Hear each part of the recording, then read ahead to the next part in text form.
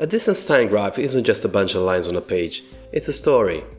Whether I show you a straight line, a flat line or a curve, I'm showing you exactly how a person is moving, without saying a single word. Today we'll bring these graphs to life, using the same animations you can download from the link below. By the end of this video you will know how to read the story behind every graph. So what is a distance time graph?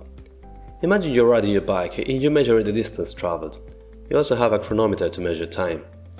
Let's imagine that after 10 seconds you have traveled 20 meters, and after 30 seconds you have traveled 40 meters. How can I build the graph? The graph has time on the horizontal axis and distance on the vertical axis. The first point of the graph is at the origin of the axis, because initially both time and distance are 0. Then after 10 seconds you have traveled by 20 meters, so this is the corresponding point. And at the end you have traveled 40 meters after 30 seconds, so this is the final point. You can join the points together and this is your distance time graph.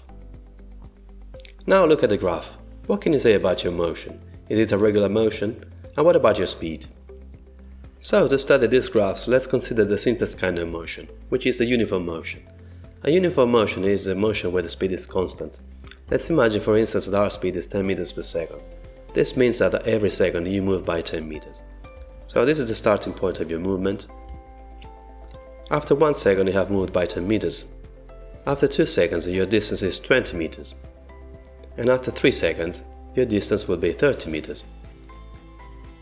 You can notice that all these points are aligned, so we can draw a straight line across them. We have found then that in a uniform motion, the distance time graph is a straight line. Now consider a graph like this. What's the difference? Has the speed changed? That is correct, because the speed is the slope of the graph, which in mathematical terms is called the gradient. And how can I calculate the gradient?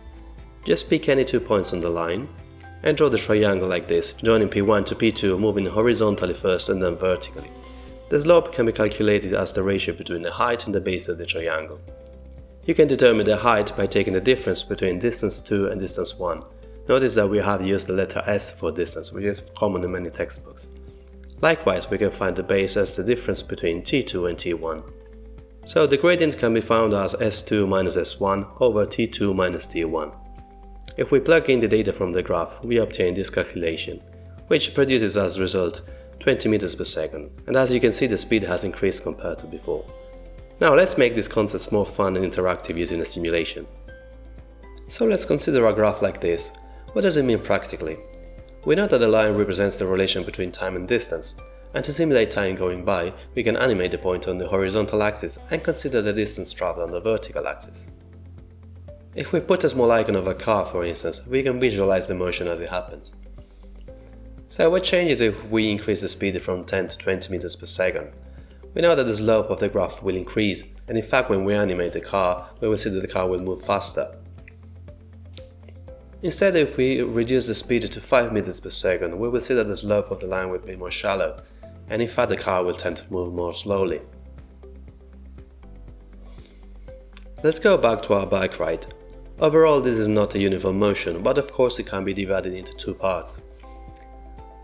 So we can find the first speed as the slope of the first triangle between P1 and P2, and the second speed as the slope of the second triangle. We can find V1 as S2 minus S1 over T2 minus T1, and if we plug in the data, we find a speed of 2 meters per second. The second speed should be smaller than the first one because the slope of the line is more shallow. In fact, if we plug in the data, we find a speed of 1 meters per second. Let's go back to our simulations then. So let's have a look at this graph. We see that the slope initially is shallow and then it becomes steeper. That means that the velocity changes over time. If we visualize the gradients, we can notice in fact that the speed is low at first and then it becomes higher. The shaded triangle represents the fact that the distance traveled in 1 second, which is the speed. So if we animate the car, we will see the car move slowly at first and then with a larger speed after. We can also change the graph with the sliders. Let's build a graph where the velocity is high at first and then lower later. The slope of the graph is now the opposite compared to what we had before, so the car will move fast at first and then slower at the end. A possible graph is like this, where the second part of the graph is a flat line. When we have a flat line, the slope is 0, and that means that the speed is 0 as well. The result is that the car will start moving at first and then will be stationary in the final part of the plot.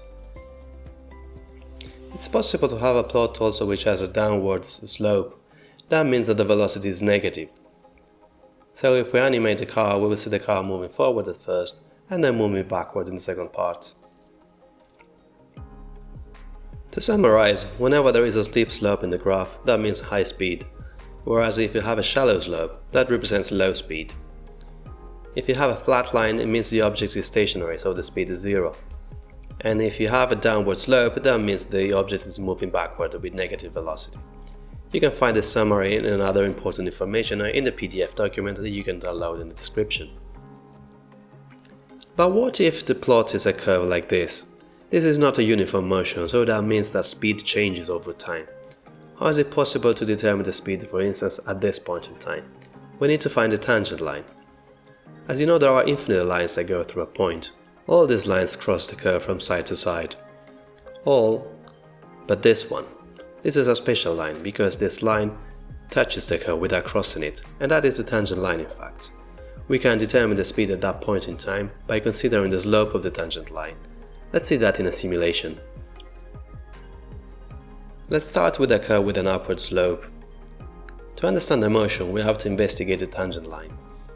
So for instance, after about 2 seconds, we can see that the slope of the tangent line is about 0.5 meters per second. If we move forward in time, we can see that the slope of the tangent line is increasing, and that means that the speed is increasing as well. So if we animate the rocket, we will see that accelerating forward. We can change the shape of the curve by using these sliders.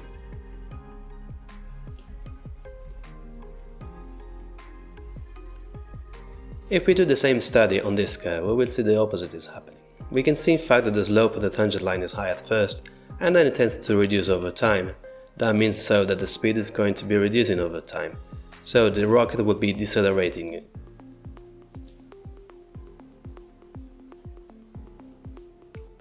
It is also possible to obtain a graph like this. So initially the slope of the tangent line is high, but then over time it tends to reduce. And there is a point which is the point where the distance is maximum, where the tangent is completely flat. This point the velocity is 0, and after that the velocity will tend to become negative, which means that the rocket is turning back. By animating, we will see that the rocket is going up first and then coming back down. And that is how you read the story of motion. If you want to master all this, you can download the entire lab pack from the link in the description. That includes a PDF summary, all 3 interactive simulations you have seen in the video, and a final Kahoot quiz. It's the best way to support the channel and ace your next test.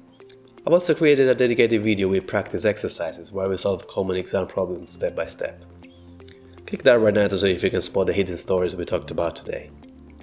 If this made physics a little easier for you, don't forget to subscribe to the channel. This is Easy Physics, and I'll see you in the next lesson.